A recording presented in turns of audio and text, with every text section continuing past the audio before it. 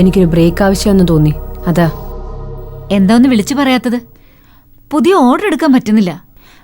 Wedding സാരീസിന്റെ clients ആണെങ്കിൽ വിളിച്ചോണ്ടേ ഇരിക്കുക, ഒന്നും ചെയ്യാൻ പറ്റുന്നില്ല. ആൻസി വന്നാൽ ഇതൊക്കെ ശരിയാവത്തുള്ളൂ. മാഡം, നമ്മളിപ്പോൾ അത്ര നല്ല ടേംസിലല്ലോ, അതുകൊണ്ട് എനിക്ക് അവിടെ കണ്ടിന്യൂ ചെയ്യാൻ താല്പര്യമില്ല. ഇത് എന്റെ ഡിസൈൻസ് അല്ലല്ലോ, ആൻസിയുടെ പേരിലല്ലേ ടൈറ്റിൽ പോലും. ആൻസീസ്. ഞാനൊരു സ്പേസ് തന്നിട്ടുണ്ടെന്നേ ഉള്ളൂ. ഓണർ ആൻസി തന്നെയാ. അയ്യോ, അത് മാഡത്തിന്റെ സ്ഥാപനമാണ്. അങ്ങനൊന്നും ചിന്തിക്കണ്ട. ഇപ്പൊ എന്താ വേണ്ടേ? സാലറി ഹൈക്കാണോ അതോ പാർട്ട്ണർഷിപ്പോ? എന്ത് വേണം നാൻസി പറഞ്ഞാ മതി. എന്തായാലും നമുക്ക് സംസാരിച്ച് തീർക്കാലോ. ആൻസിയോട് പോകണ്ടെന്ന് പറഞ്ഞ ഞാനാ. പ്രിയയുടെ വിഷയത്തിൽ മാഡം കാണിച്ച ഒട്ടും ശരിയായില്ല. അതുകൊണ്ട് ഇവളവിടെ ജോലി ചെയ്യുന്നതിൽ എനിക്കും താല്പര്യമില്ല. അത് ഇതുവരെ കളഞ്ഞില്ലേ? ആ വിഷയം അപ്പോഴേ തീർന്നു. ഇനി അത് മനസ്സിൽ വെച്ചേക്കരുത്. ആൻസിയെ മാത്രം ഡിപ്പെൻഡ് ചെയ്ത് 50ഓളം വർക്കേഴ്സ് ഉണ്ട് അവിടെ. അവരുടെ മുഖവും കുടുംബവും ആലോചിച്ചാൽ മതി, അങ്ങോട്ട് വരാൻ തോന്നും.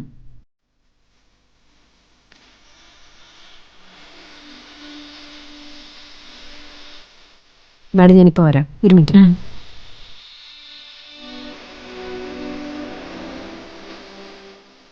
എന്തോന്നു വന്നേ? എന്തേ?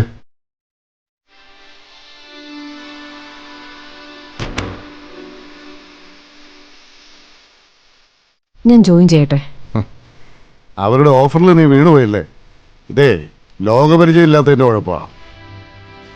ഇനി വേറെ ഡിസൈനർ കൊണ്ടുവയ്ക്കാന്ന് വെച്ചാൽ വലിയ ചെലവുള്ള കാര്യാ. നിന്നെയാണെങ്കിൽ ചെറിയ ശമ്പളത്തിന് കിട്ടും അല്ലേ? നമ്മളിങ്ങനെ കാശ് മാത്രം നോക്കിയില്ല എങ്ങനെയാണെന്തോ? അവരിവിടം വരെ വന്ന് പറഞ്ഞതല്ലേ. അതുകൊണ്ടെന്താ, അവര് ബിസിനസ് സംസാരിക്കാൻ വന്നതല്ലേ. അവർക്ക് പൈസ ഉണ്ടാക്കാൻ നിന്റെ ഹെൽപ്പ് വേണം, അത്രേ ഉള്ള കാര്യം. ഞാൻ അങ്ങോട്ട് പോയില്ലെങ്കിൽ ഇവരവിടെയുള്ള വർക്കേഴ്സിനെ മുഴുവൻ പിരിച്ചുവിടും. അത് ഞാൻ ആ പാവങ്ങളോട് ചെയ്യുന്ന ദ്രോഹമല്ലേ? നിനക്ക് അവരെ എത്ര ദിവസം പ്രൊട്ടക്ട് ചെയ്യാൻ പറ്റും? പല്ലവിയുടെ ഇവരുടെ മോന്റെ കല്യാണം കഴിഞ്ഞാ അതിന്റെ പിറ്റേന്ന് തന്നെ അവിടെ നിന്ന് ഇറങ്ങേണ്ടി വരും. അങ്ങനെയാണെങ്കിൽ അവരെന്നെ ഇറക്കി വിടട്ടെ. അല്ലെ തന്നെ അവിടെ വരുന്ന ആരാ? MD ആയിട്ട് നിങ്ങളുടെ ചേട്ടന്റെ മോള് അല്ലേ? അപ്പൊ ഞാൻ അവിടെ മാനേജ് ചെയ്തോളാം. ഇപ്പൊ താങ്കൾ അതിനെക്കുറിച്ച് ടെൻഷൻ അടിക്കണ്ട. ഞാനിപ്പോ വരാം.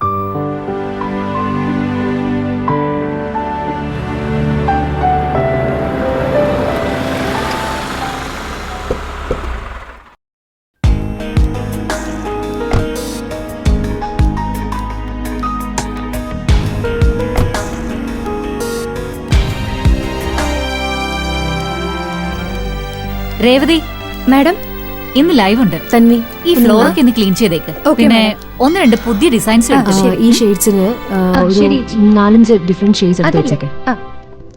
ഞാൻ മേളിൽ കാണും.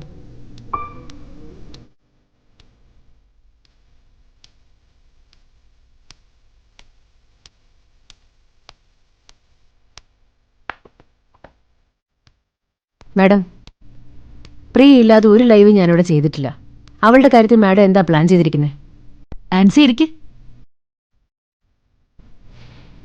പ്രിയയുടെ കാര്യത്തിലെല്ലാം മാഡം തന്നെയാണല്ലോ പ്ലാൻ ചെയ്ത് നടപ്പാക്കിയത്. ഇനി അങ്ങോട്ടുള്ള കാര്യങ്ങളും മാഡത്തിന്റെ പ്ലാനിങ്ങിലുണ്ടോ അതോ? അവൾക്ക് വേണമെങ്കിൽ എറണാകുളത്തെ ബോട്ടിക്കിലോ കോട്ടയത്തോ ജോലി കൊടുക്കാം. അതിനുള്ള ഏർപ്പാട് ഞാൻ ചെയ്തിട്ടുണ്ട്. പകരം ഇവിടെ ഒരു കുട്ടിയെ പറഞ്ഞു വെച്ചിട്ടുണ്ട്. ഇനി പുതിയൊരാളെ കൊണ്ടുവന്ന് എല്ലാം ഒന്നേന്ന് പഠിപ്പിച്ചു കൊടുക്കേണ്ട കാര്യമുണ്ടോ? മാത്രമല്ല അതിനെല്ലാം സമയമെടുക്കും മാഡം. അതല്ലാതെ വേറെ വഴിയില്ലല്ലോ. പക്ഷെ എനിക്കൊരു തീരുമാനമുണ്ട്. ഞാൻ ഈ ഹിമ കളക്ഷൻസിൽ ജോലി ചെയ്യുന്നിടത്തോളം കാലം പ്രിയ എന്റെ കൂടെ ഉണ്ടാവും. അതെല്ലാവർക്കും ബുദ്ധിമുട്ടുണ്ടാക്കും ആൻസി. ഋഷിയുടെ മുന്നിൽ ഈ സ്ഥാപനത്തിൽ അവള് വന്ന് ജോലി ചെയ്യുന്നത് അവനും ബുദ്ധിമുട്ടുണ്ടാക്കും. ആ ബുദ്ധിമുട്ട് ഞാൻ മാനേജ് ചെയ്തോളാം മാഡം. ഞാൻ പ്രിയെ വിളിച്ച് പറഞ്ഞോളാം.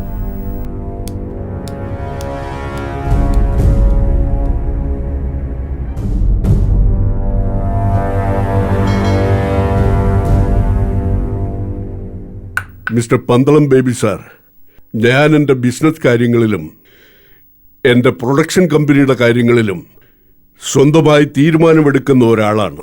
ചില പാർട്ട്ണർഷിപ്പുകൾ ആദ്യകാലങ്ങളിൽ കുറെ കുഴപ്പങ്ങൾ ഉണ്ടാക്കിയിട്ടുണ്ട്. ചാച്ചാജി ഫിലിംസിന് ഇപ്പൊ ഫണ്ടിന്റെ ഒരു പ്രോബ്ലം ഇല്ല. ഇപ്പൊ തെലുങ്കിൽ പൊയ്ക്കൊണ്ടിരിക്കുന്ന പടത്തിന്റെ കളക്ഷന്റെ ഒരു അംശം മതി എനിക്ക് 5 മലയാള സിനിമ എടുക്കാൻ. എനിക്കിതെല്ലാം അറിയാം സാറേ. എനിക്ക് മാത്രമല്ല, ഇന്ത്യൻ സിനിമയ്ക്ക് മൊത്തം അറിയാം. എന്താ ചാച്ചാജി പ്രൊഡക്ഷൻസിന്റെ ഗുഡ് വിൽ എന്ന്. അതുകൊണ്ട് അങ്ങേക്കും അങ്ങയുടെ ബാനറിനും ദോഷം വരുന്ന ഒരു കാര്യവും ഈ പന്തളം ബേബി ചെയ്യില്ല. അതെനിക്ക് ഉറപ്പുള്ളത് കൊണ്ടാണല്ലോ ഇപ്പൊ ഇതിന് കൈ കൊടുക്കുന്നത്. സാറ് ഒന്നും ചെയ്യണ്ട. സാറിന്റെ ഈ പേരും പേര് പോലുള്ള ഈ രൂപവും അത് മാത്രം മതി. പണം ആദിത്യ കൃഷ്ണൻ മുടക്കും. കമ്പനി അക്കൗണ്ടിൽ അയാൾ ഇൻവെസ്റ്റ് ചെയ്തോളും. ഓഡിറ്റിങ്ങും മറ്റ് ക്യാഷ് ഡീലിങ്സ് ഒക്കെ അയാൾ തന്നെ ആയിരിക്കുമല്ലോ. ക്യാഷ് അനന്തൻ സാർ ഇടും. പ്രൊഡക്ഷൻ ഹാൻഡിൽ ചെയ്യുന്നത് ചാച്ചാജി പ്രൊഡക്ഷൻസും. എടോ, പണം വഴിയിൽ നിന്നു പോയാൽ നിന്ന് പോണം. അനന്തന്റെ പ്രോജക്റ്റ് അങ്ങോട്ട് നിന്ന് പോണം. അവന് ഇൻഡസ്ട്രിയിൽ നിന്ന് തന്നെ വാനിഷ് അങ്ങോട്ട് ചെയ്യണം. എന്നിട്ട് ആ പ്രോജക്റ്റ് നമ്മൾ അങ്ങോട്ട് വഴി അങ്ങോട്ട് സ്റ്റാർട്ട് ചെയ്യും. അത് സൂപ്പർ ഡൂപ്പർ ഹിറ്റാവും ചെയ്യും. പന്തളം ബേബി സാറിന് അനന്തകൃഷ്ണനോട് എന്താ ഇത്ര വൈരാഗ്യം? എനിക്കൊരു വൈരാഗ്യമില്ല സാറേ. ഞങ്ങൾ നല്ല മിത്രങ്ങളാ. ഇന്നും ഇന്നലെയും തുടങ്ങിയ ബന്ധമില്ലാട്ട സാറേ ഇത്. ശത്രുത അനന്തനും അനന്തന്റെ ചേട്ടനും തമ്മിലാ.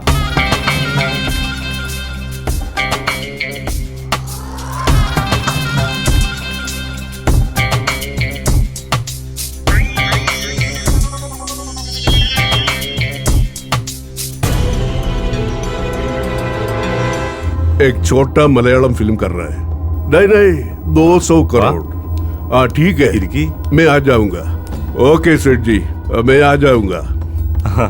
അങ്ങോട്ട് ഇരിക്കി. നമസ്കാരം. നമസ്കാരം മിസ്റ്റർ ആദിത്യ വർമ്മ. ആദിത്യ വർമ്മയല്ല, ആദിത്യ കൃഷ്ണൻ. ഓ, ആദിത്യ കൃഷ്ണൻ. മിസ്റ്റർ ആദിത്യ കൃഷ്ണൻ, പന്തളം ബേബി സാർ പറഞ്ഞതുകൊണ്ടാ ഞാൻ ഈ ഡീലിങ്സിന് തയ്യാറായത്. കാരണം ഇദ്ദേഹമാണല്ലോ പ്രൊഡ്യൂസേഴ്സ് അസോസിയേഷന്റെ എല്ലാം. ഇദ്ദേഹം നിയന്ത്രിക്കുന്ന മലയാളം ഇൻഡസ്ട്രിയിലേക്ക് മടങ്ങി വരാൻ അങ്ങേപ്പോലുള്ള ഒരാളിന്റെ കൂട്ടായ്മ ചാച്ചാജി ഫിലിംസിനെ സംബന്ധിച്ചിടത്തോളം ഒരു വലിയ ഭാഗ്യമാണ്. സർ, അനന്ത് സാർ ഉത്തരായിരുന്നു. ആളോട് ഇങ്ങോട്ട് വരാൻ. ശരി സർ. ഹലോ, നിങ്ങൾ എത്തിയിട്ട് മുകളിലോട്ട് വന്നാൽ മതി. ചാച്ചായി സാറേ, എന്നാ ഞങ്ങൾ അങ്ങോട്ട് മാറി നിൽക്കാം. എല്ലാം കഴിയുമ്പോ സാറൊന്ന് റിങ് ചെയ്താ മതി. ആയിക്കോട്ടെ. അത് കഴിഞ്ഞ് താജിൽ എന്റെ മുറിയിലേക്ക് ഇരിക്കാം. അപ്പൊ ശരി, ഓക്കെ. പറഞ്ഞത് ഓർമ്മയുണ്ടല്ലോ. ഒന്നും പേടിക്കണ്ട സർ. ഈ പന്തളം ബേബി ഒരു ഫ്രോഡാ. അതെനിക്ക് അറിയാവിടൂ. മറ്റവൻ മുടക്കുന്ന കാശല്ലേ, പോയാൽ അവൻ്റെതേ പോവും. മാറുന്നത് ചേട്ടനും അനിയനുമാ. നമ്മള് സേഫ് അല്ലേ? ഹലോ ആജി, അനന്തന്റെ ആദ്യത്തെ പടം ഞാൻ യൂട്യൂബിൽ കണ്ടു. സ്റ്റേറ്റ് അവാർഡ് കിട്ടിയതല്ലേ? നല്ല സബ്ജക്റ്റ് ആയിരുന്നു. തിയേറ്ററിൽ നല്ല കളക്ഷൻ കിട്ടിയിരുന്നു. 100 ദിവസത്തോളം ഓടിയതാ. അതിന്റെ ക്യാമറയും ചെയ്തത് സാറാ. അതിനും അവാർഡ് ഉണ്ടായിരുന്നു. അതിന്റെ പ്രൊഡ്യൂസർ പിന്നെ പടമൊന്നും ചെയ്തില്ലേ? രവിചന്ദ്രൻ തമിഴില് 1-2 പടം ചെയ്തു. അപ്പൊ പിന്നെ നമ്മൾ പറഞ്ഞ പോലെ അങ്ങ് കാര്യങ്ങൾ ഉറപ്പിക്കാം. ഞാനൊരു എഗ്രിമെന്റ് ഒക്കെ തയ്യാറാക്കി കൊണ്ടുവന്നിട്ടുണ്ട്. ദിനീഷേ സർ, നിങ്ങൾ തമ്മിൽ മീറ്റ് ചെയ്താൽ മതി. ബാക്കി കാര്യങ്ങള് അവർ എക്സിക്യൂട്ട് ചെയ്തോളും. നിസാമേ,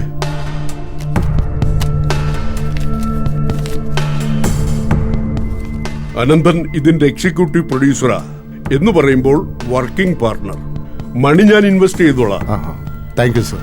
ബാക്കി എല്ലാ കാര്യങ്ങളും ഡയറക്ടർ ആരെ വെക്കണം, ഏത് സബ്ജക്ട്, ഏത് ലൊക്കേഷൻ, ഇതെല്ലാം അനന്തന് തീരുമാനിക്കാം. ഇതിന്റെ എല്ലാ ഉത്തരവാദിത്വവും അനന്തന്. സബ്ജക്റ്റും സ്ക്രിപ്റ്റും എല്ലാം റെഡിയാണ് സർ. പ്രോജക്റ്റിന്റെ ഡീറ്റെയിൽസ് ഞാൻ സാറിന് മെയിൽ ചെയ്യാം. പിന്നെ കുറച്ച് പീരിയഡ് ഏരിയ കൂടി സിനിമയിലുണ്ട്. ബഡ്ജറ്റ് ഒന്നും നോക്കണ്ട. ഇനി സെറ്റിനേക്കാൾ ഒറിജിനൽ ലൊക്കേഷൻ ഉണ്ടെങ്കിൽ അവിടെ പോയി ഷൂട്ട് ചെയ്യാനും ഒരു ബുദ്ധിമുട്ടുമില്ല. ഫ്ലാഷ് ബാക്കിൽ കഥയുടെ ഒരു പോർഷൻ റോമിൽ നടക്കുന്നതായിട്ടാ.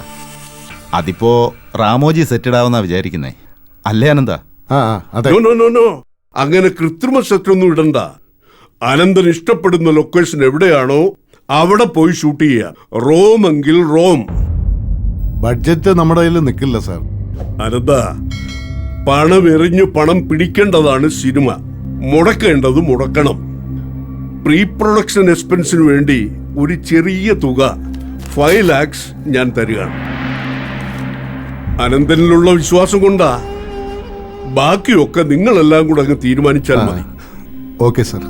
എനിക്ക് മസ്കറ്റ് ഹോട്ടലിൽ ചെറിയൊരു മീറ്റിംഗ് ഉണ്ട്. എന്നാൽ ശരി. Okay sir. Okay. Okay okay. Madam, ഇത്തവണ ഹാൻഡ് പെയിന്റഡ് സാരീസ് ആണ്. കഴിഞ്ഞ തവണ ഭയങ്കര ബ്രൈറ്റ് കളേഴ്സ് അല്ലായിരുന്നു. ഇത്തവണ കുറച്ചുകൂടെ വലിയ പെയിന്റിങ്സും ആണ്, കുറച്ചുകൂടെ ഡാർക്ക് ഷെയ്ഡ്സും ഉണ്ട്. കഴിഞ്ഞ തവണത്തെ പോലെ ഇത്തവണയും ആ ബാറ്ററി തീർക്കില്ലേ ജോസഫേ? ഇല്ല ഇല്ല മേഡം ഇല്ല. ആ വൈഫൈയുടെ കണക്ഷൻ കൂടി ഒന്ന് ചെക്ക് ചെയ്തേക്കെ. Okay okay. പ്രിയ, പ്രിയ ഇങ്ങ വന്നേ. നീ എന്താ അവിടെ മാറി നിൽക്കുന്നേ? എന്താ ചേച്ചി? ഈ സാരിയുടെ 2-3 ഷെയ്ഡ്സ് കൂടെ മേളിലിരിപ്പുണ്ട്. നീ അതെടുത്ത് താഴെ കൊണ്ട് വെക്കണം.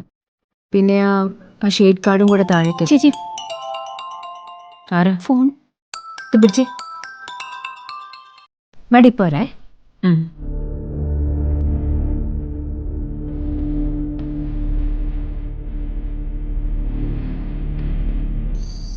ഒരു സെക്കൻഡേ. ആ അനന്തു, ആ പോയ കാര്യം എന്തായി? അത് പറ. പ്രോജക്റ്റ് ഓക്കെ ആയി. 200 കോടിയാ. അഡ്വാൻസ് കിട്ടി 5 ലക്ഷം. ചെക്കാ. നമ്മൾ കരകയറുന്നൊരു വിശ്വാസമായി. എന്തൊക്കെ ബഹളായിരുന്നു അന്ന് ഉണ്ടാക്കിയത്. ഗൾഫിൽ പോണം, വേറെ ജോലി നോക്കണം. ഞാൻ അന്നേ പറഞ്ഞതല്ലേ എല്ലാം ശരിയാവുന്നു. ബാക്കിയൊക്കെ ഞാൻ വീട്ടിൽ വന്നിട്ട് പറയാം. ലൈവ് തുടങ്ങാനുള്ള സമയമായി. ഞാൻ വെക്കട്ടെ? ഓ ഓക്കെ ഓക്കെ ഓക്കെ, നടക്കട്ടെ. ആ ശരി.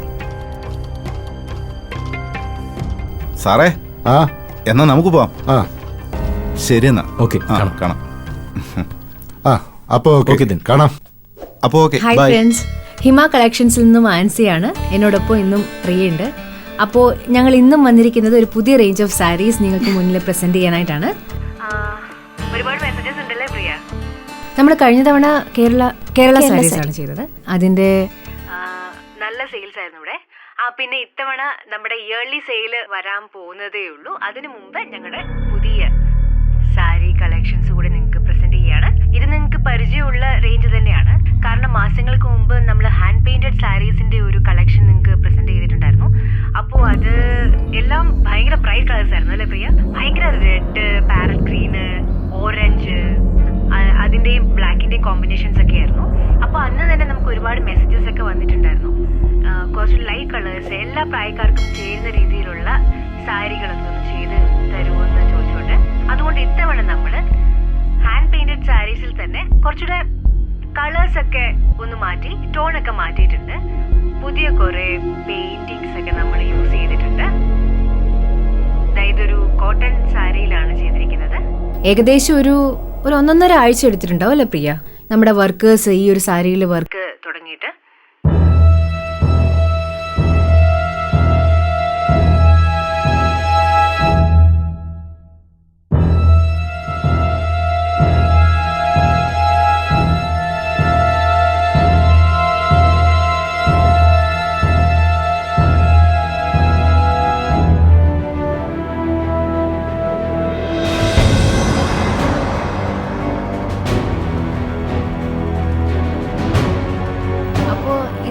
ഒരുപാട് വലിയ പെയിന്റിങ്സ് ഉണ്ട്, ചെയ്തിട്ടുണ്ട്.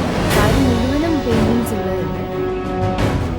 ഇതിന്റെ ഒരു കോസ്റ്റിംഗ് ഞാൻ വരെയാണ്. നേരത്തെ പറഞ്ഞല്ലോ, സാരി മുഴുവനും പെയിന്റിംഗ് ഉണ്ട്. വലിയ ഒരു ഹ്യൂജ് പെയിന്റിംഗ് ഒക്കെ ആണെന്നുണ്ടെങ്കിൽ അതിന് കോസ്റ്റ് കൂടും. അപ്പൊ ഇത്തവണ നിങ്ങളെ ഒന്നുകൂടെ ഓർമ്മിപ്പിക്കുകയാണ്, ഇതിന്റെയും ലാഭങ്ങൾ. എന്താടാ ലൈവില് മുഴുവൻ തെരുവിളിയാ മമ്മി. എന്തിന്? അവരുടെ എന്തോ വൃത്തിയായിട്ട വീഡിയോ ഇറങ്ങിയിട്ടുണ്ടെന്ന്. ആരുടെ? ആൻസിയുടെ. സകല സൈറ്റിൽ കേറി വന്നോണ്ടിരിക്കുക. അത് നമ്മുടെ ശത്രുക്കൾ ആരെങ്കിലും ചെയ്യുന്നതായിരിക്കും. ശത്രുക്കൾ അല്ല മമ്മി, അവരുടെ വീഡിയോ വൈറലാവുക. വീഡിയോ? ആൻസിയുടെ ഒരു ചെറിയ പയ്യന്റെ കൂടെ. ആൻസി ആദ്യം തുണി കൊടുക്കാൻ പഠിപ്പിക്കാൻ, എന്നിട്ട് മതി ഹിമ കളക്ഷൻസിനെ പറ്റി സംസാരിക്കാൻ. ആൾക്കാരുടെ കമന്റ്സാ. മമ്മി ഒന്ന് വന്ന് നോക്ക് നോക്ക്. ആൾക്കാരത് മുഴുവൻ ഷെയർ ചെയ്ത് പോയിക്കൊണ്ടിരിക്കുക, നാണക്കേട് ഉണ്ടാക്കാനായിട്ട്. മമ്മി ലൈവ് നിർത്താൻ പറയട്ടെ?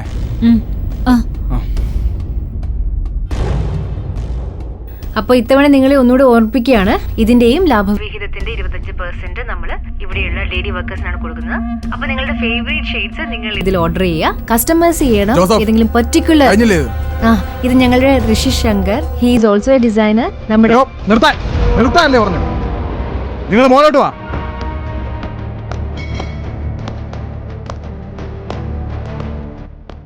കേറി വരാനല്ലേ പറഞ്ഞു? മോളോട്ട് വരാ.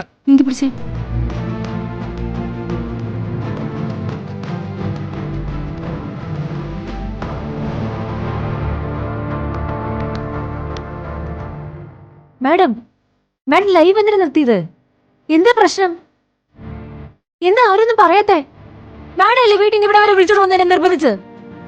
ഞാനിവിടെ ജോലി ചെയ്യുന്നത് ഋഷിക്ക് ഇഷ്ടമല്ലെന്നുണ്ടെങ്കിൽ മാഡത്തിന് എന്നോട് പറഞ്ഞൂടെ? അതോ ഞാൻ ആ പെങ്കൊച്ചിനെ പ്രിയ ഇവിടെ വിളിച്ചു വരുത്തിയതാണോ പ്രശ്നമായത്? എന്തെങ്കിലും പറഞ്ഞാൽ ലൈവില് മുഴുവൻ നിന്നെ നാട്ടുകാർ തെറി പറഞ്ഞുകൊണ്ടിരിക്കുക. എന്നെ എന്തിനാ മാഡം തെറി പറയുന്നത്? അത് നിനക്കറിയില്ലെങ്കിൽ എനിക്കറിയാം. ദാ നോക്കങ്ങോട്ട്. എന്താ?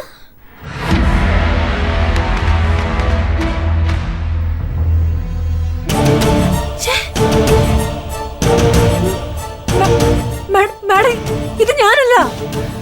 നീ അല്ലാന്ന് പറഞ്ഞ ഇത് ഞാനല്ല. ഞാനല്ലെന്ന് പറഞ്ഞ ഞാനല്ല. ഞാൻ ഇങ്ങനെയൊന്നും പോയിട്ടില്ല. മാഡം എന്നൊന്ന് മാഡത്തിന് അറിയാമോ? വിശ്വസിക്കരുതെന്നോ? വിശ്വസിക്കാതിരിക്കാൻ ഞാനെന്താ സ്വപ്നമാണോ ഈ കാണുന്നത്? ഏതൊരു ചെറുപ്പക്കാരന്റെ കൂടെ നാണോ ഇല്ലാതെ ഞാനെന്താ കണ്ണുമുട്ടിയാണെന്ന് വിചാരിച്ചു? ഞാനല്ലത്. ഞാനങ്ങനെ പോയിട്ടില്ല. ഇത് മോഫ്റ്റാണ്. ഇത് നമ്മൾ കാണുന്നല്ല നാട്ടിൽ ഇങ്ങനെ ഓരോ പിള്ളേർ ചെയ്ത് വെക്കുന്നത്. നീ എത്ര നിലവിളിച്ചാലും നീ പറയുന്നത് എനിക്ക് മനസ്സിലാവില്ല. പറയുന്നതല്ല വലുത്, കാണുന്നതാ. നിന്നെ കുറിച്ച് ഞാൻ ഇത്രയും പ്രതീക്ഷിച്ചില്ല. ഒരുപാട് ബുദ്ധിമുട്ടിയാ ഞാൻ ഈ സ്ഥാപനം ഉണ്ടാക്കിയത്. നാണക്കേട്. ആൾക്കാർ വന്ന് കല്ലെറിയും.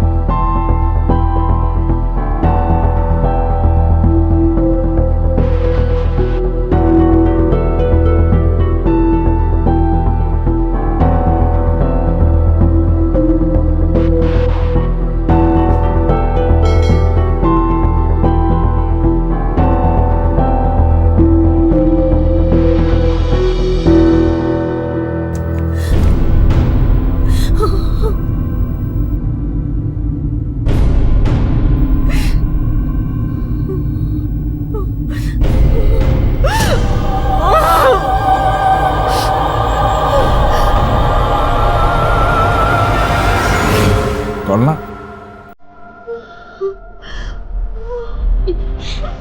ചേച്ചി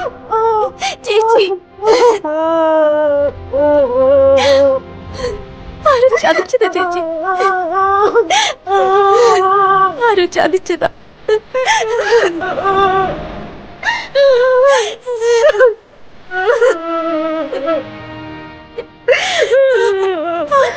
മനഃപൂർവ്വം.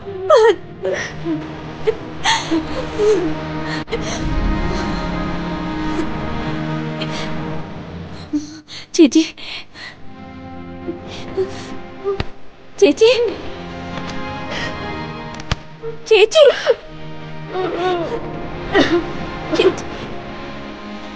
ചേച്ചി എവിടെ പോവാ ചേച്ചി?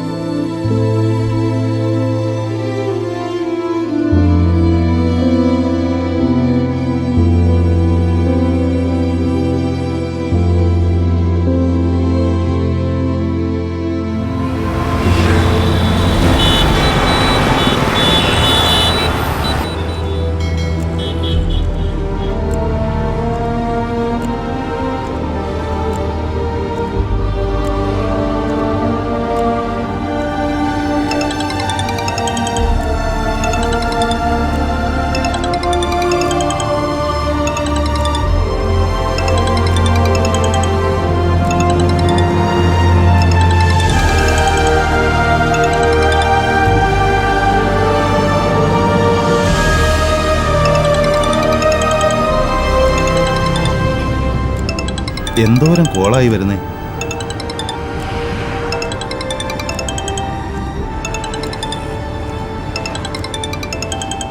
കൊടുവള്ളി, ആ ഫോൺ സ്വിച്ച് ഓഫ് ചെയ്യും.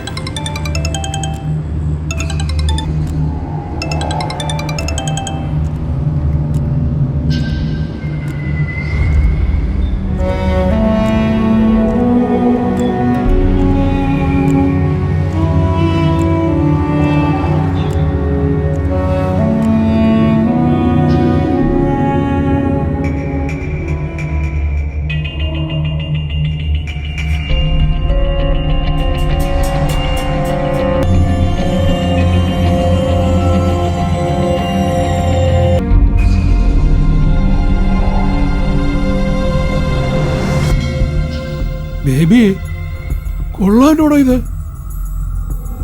അവളങ്ങ് വളർന്നില്ലോടാ, ഉം. മിടുക്കിയാണല്ലോ അവള്. എങ്ങനെയുണ്ട് സാറേ? ഓ, എന്റെ നമ്പറിലൊന്ന് ഫോർവേഡ് ചെയ്യേ, ടാബിൽ കണ്ടാലേ രസമുള്ളൂ. എന്റെ സാറേ, ഇതിപ്പോ ഫേസ്ബുക്ക് ഒന്ന് വെറുതെ തുറന്നാ മതി, അങ്ങനെ അങ്ങ് നീണ്ടു നിവർന്ന് കിടക്കല്ലേ. ഇവക്കൊരു നല്ല ലൈഫ് കൊടുക്കാവുന്ന നമ്മൾ അന്നേ പറഞ്ഞതല്ലയോ. അന്ന് അവൾ എന്താ പറഞ്ഞേ? പൈസയ്ക്കേ കുറവുള്ളൂ, മാനാഭിമാനം ഉണ്ടെന്ന്. ഇപ്പൊ മാനവും പോയി, അഭിമാനവും പോയി, പൈസ ഇല്ല. ഇത് ശരിക്കും ഒറിജിനൽ ആണോ ചീറ്റിംഗ് ആണോ? ഏയ്, ചീറ്റ് ചെയ്യണെങ്കിൽ നമ്മളല്ല ചെയ്യേണ്ടത്. നമ്മൾ ആരെങ്കിലും ചെയ്തിട്ടുണ്ടാ? സാറ് ചെയ്തിട്ടുണ്ടാ? ഏയ്, സാറ് ചെയ്തിട്ടുണ്ടാ? ഇല്ല, ഞാനൊന്നും ചെയ്തിട്ടില്ല. ഞാൻ ചെയ്തിട്ടില്ല. ഇത് ഒറിജിനലാണ് സാറേ. അവന് പണം പിണ്ണാക്കൊന്നില്ലാണ്ടായിപ്പോ അവള് നിവൃത്തിക്കേട്ടോണ്ട് തുണിക്കടയിൽ പോയതല്ലേ. അവൾ ആദ്യം ഒരു ടെക്സ്റ്റൈൽസിലായിരുന്നു. അവിടെ നിന്ന് ആരൊക്കെയോ പിടിച്ച് ഡിസൈനൊക്കെ പഠിച്ച് ഫാഷൻ ഷോക്ക് അങ്ങോട്ട് ഇറങ്ങി. അവിടെ ഇപ്പോഴത്തെ മട്ടും ഭാവമൊക്കെ ഒന്ന് കാണണം. വലിയ കോടീശ്വരുടെ ലക്ഷണമല്ലയോ. ട്രെൻഡി ആയിട്ടുള്ള ഫാഷൻ ഡ്രസ്സുകളാണ് അവൾ ഇടുന്നത്. ഷോയിലും ലൈവിലും ഒക്കെ വരുമ്പോ പിള്ളേർക്ക് ഭയങ്കര ആരാധനയാ അവളോട്.